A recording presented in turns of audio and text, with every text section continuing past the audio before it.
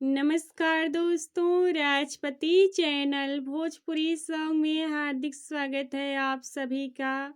दोस्तों, भोजपुरी नाच गीत है।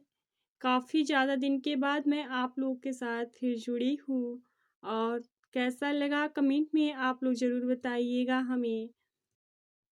पिया बाली उमरिया में गवना करावे लगना, पिया बाली उमरिया में गवना करावे लगना, पिया बाली उमरिया में कहला कि साल भर आड़ी न छुआई, कहला कि साल भर आड़ी न छुआई, जैताऊ बेलना धरवे लगना, जैताऊ बेलना धरवे लगना, पिया बाली उमरिया सतावे लगना, पिया बाली उमरिया सतावे लगना, लड़ी कइये में गवना करावे लगना, पिया बाली उमरिया सतावे लगना।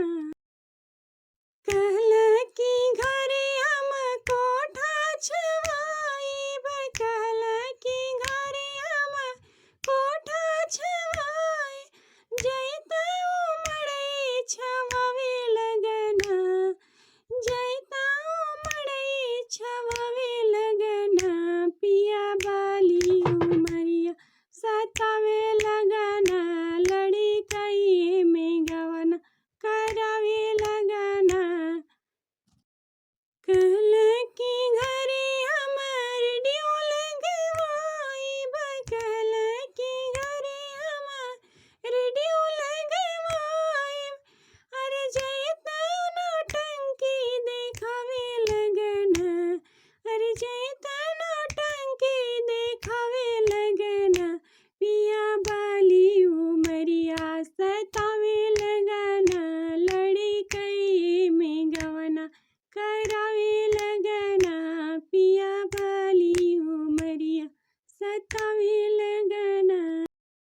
कहना कि घरे हम फोर व्हीलर पर घुमाइब, कहला कि घरे हम फोर व्हीलर पर घुमाइब, जैताऊ साइकिल के घंटी बजावे लगना, अरे दुअरा पर साइकिल के घंटी बजावे लगना, लड़ी कइये में गवना करावे लगना, पिया बाली उमरिया सतावे लगना, पिया बाली उमरिया।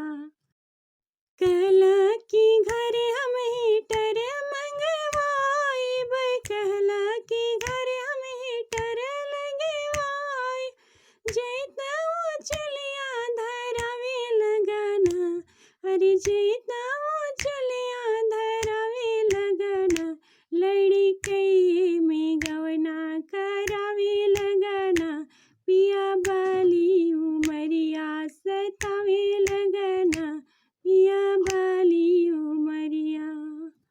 अरे कहना कि घरे हम पलंगिया बिछवाइब, कहला कि घरे हम पलंगिया बिछवाई, जैताऊ पुअरा के चटई बिछावे लगना, अरे पुअरा के चटई बनावे लगना, पिया बाली उमरिया सतावे लगना, लड़ी कइये में गवना करावे लगना, पिया बाली उमरिया सतावे लगना।